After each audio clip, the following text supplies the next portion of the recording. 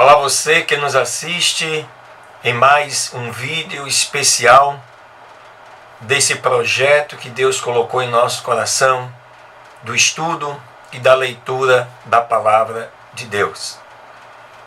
Nesse terceiro dia, 3 de junho, nós vamos dar continuidade a esse estudo que com certeza, se você já chegou até aqui, tem sido tremendamente abençoado.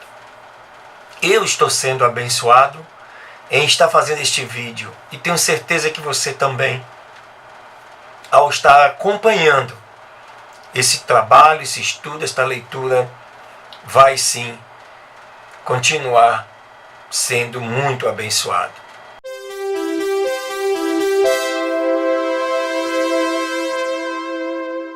Vamos agora para a segunda leitura, que está no livro de 1 Samuel, capítulo 18.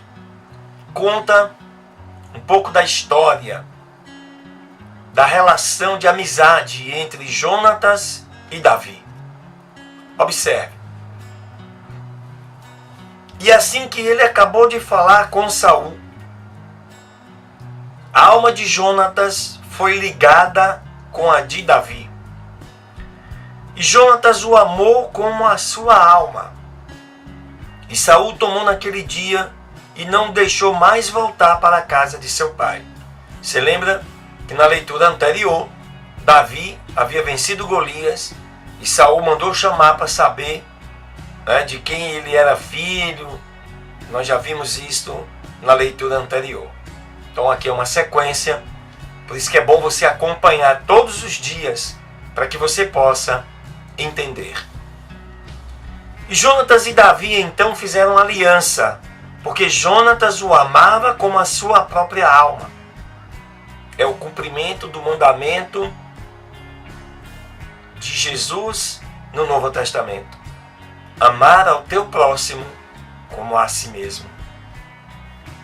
E Jonatas se despojou da roupa que tinha sobre si, ele era filho do rei, e deu a Davi e outras roupas, sua espada, seu arco e seu cinto. Olha que coisa maravilhosa. Sabe por quê Jonatas fez isso? Porque essa era a forma de se estabelecer uma aliança naquele momento, naquele período. Isso aconteceu, para você se situar na história, porque eu também sou historiador e teólogo, isso aconteceu no ano 1063 a.C.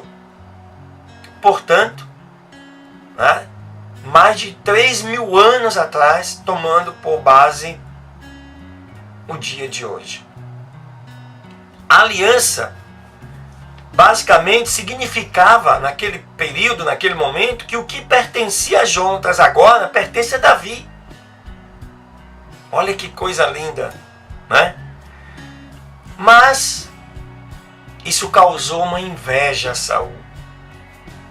Olha o que diz o verso 5 desse mesmo texto. E aonde quer que Saul enviasse a Davi, ele ia e se comportava prudentemente. E portanto Saul o pôs por capitão sobre os homens de guerra. E era aceito aos olhos de todo o povo e também aos olhos dos criados de Saul.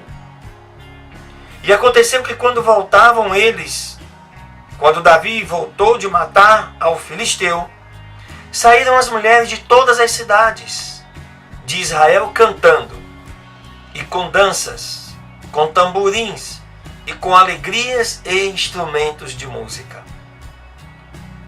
Isso tudo para receber o rei Saul pelas suas vitórias. Porque a vitória de Davi, um jovem, era a vitória do rei Saul, era a vitória do povo de Deus. Verso 7.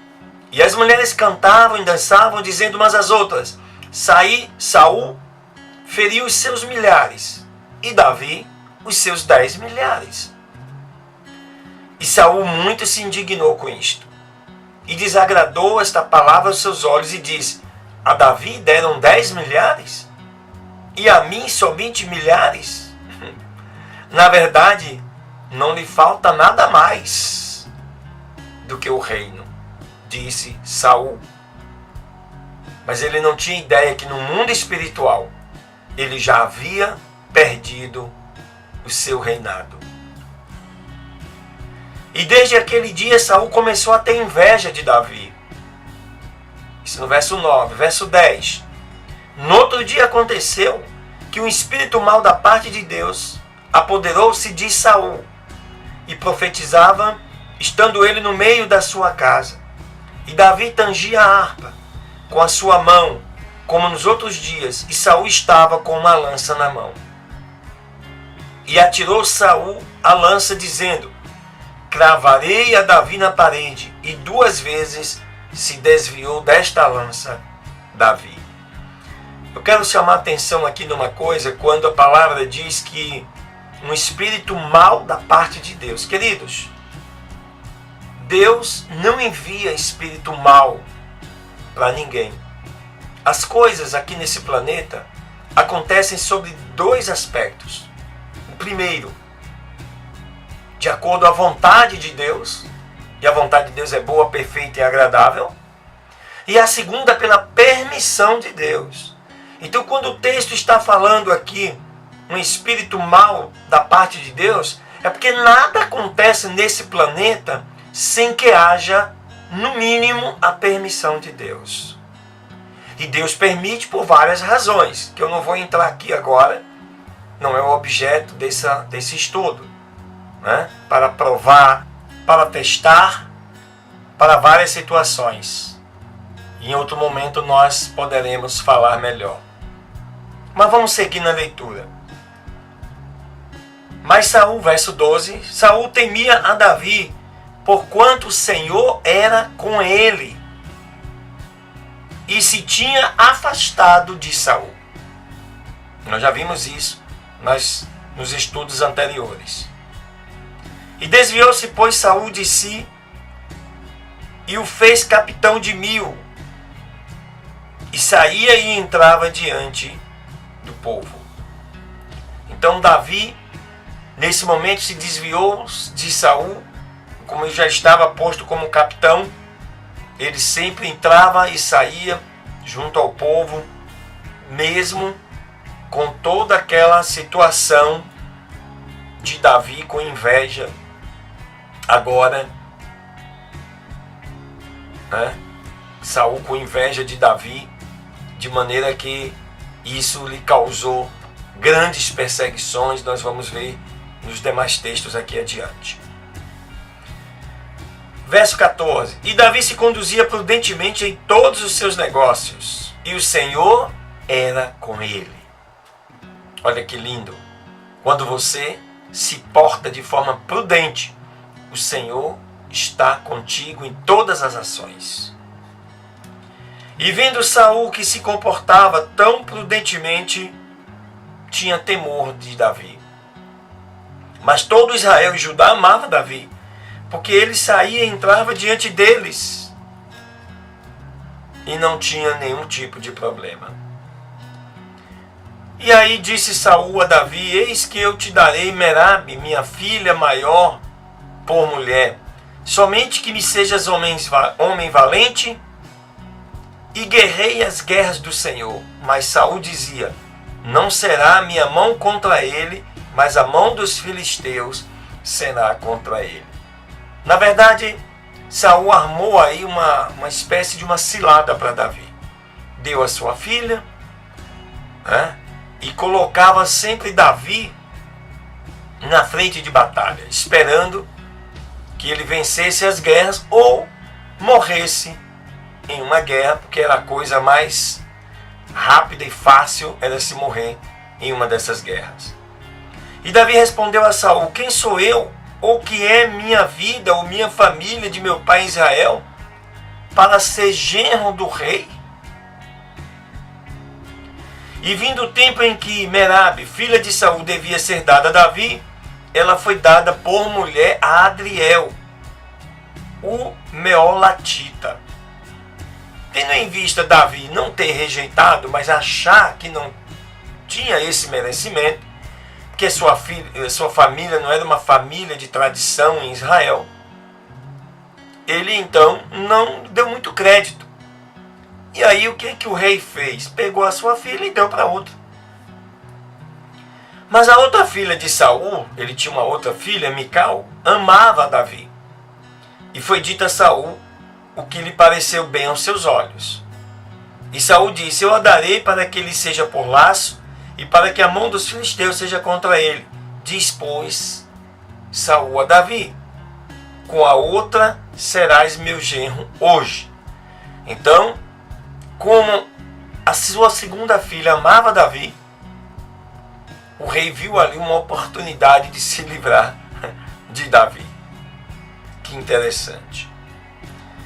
E ordenou Saul aos seus criados, dizendo: falai em segredo a Davi, lhe dizendo: eis que o rei te ama e todos os seus criados lhe querem bem. Aceite, pois, ser genro do rei. E os criados de Saul falaram estas palavras aos ouvidos de Davi. E Davi disse: pois parece pouco ser genro do rei, sendo eu um homem pobre e de nenhuma estima? E os criados de Saul lhe deram a resposta, dizendo: tais palavras foram ditas por Davi. E Saul disse: diga assim a Davi: o contentamento do rei não está no dote, e sim em 100 prepúcios de filisteus, para que seja tomada vingança dos inimigos do rei. Mas Saul pensava lançar Davi nas mãos dos filisteus. Era costume naquela época todo casamento ser antes caracterizado por um dote da família. E Davi não tinha. Sua família era uma família de pastores de ovelha, não tinha essa riqueza. Então o que o rei disse? Olha, você não precisa me pagar, não precisa de dote. Você vai me dar 100 prepúcios, você vai matar 100 filisteus e me trazer, está resolvido o problema. Pensava ele que dessa forma Davi seria morto. Verso 26. E quando os seus criados declararam a Davi estas palavras, o assunto pareceu bem a Davi, de que fosse a ser genro do rei, mas o prazo não tinha ainda se cumprido. A Davi então foi dado um certo período de tempo para ele conseguir esses prepúcios. Então levantou-se Davi, partiu com seus homens e feriu 200 homens dos filisteus. E trouxe Davi os prepúcios deles e os entregou todos ao rei, para que ele fosse feito genro do rei.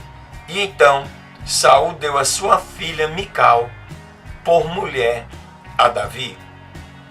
E Saul, vendo e considerando que o Senhor estava com Davi e que a sua filha Mical o amava, aí é que ele ficou com medo.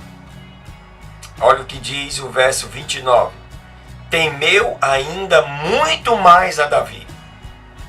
E Saul foi inimigo de Davi a partir daí todos os seus dias. E quando saíram os príncipes dos filisteus à campanha, acontecia que Davi se conduzia com mais êxito do que todos os servos de Saul. E, portanto, era o seu nome muito estimado. Aqui você começa a entender como começou, como se deu a trajetória do rei Davi, o maior rei que Israel teve na sua história.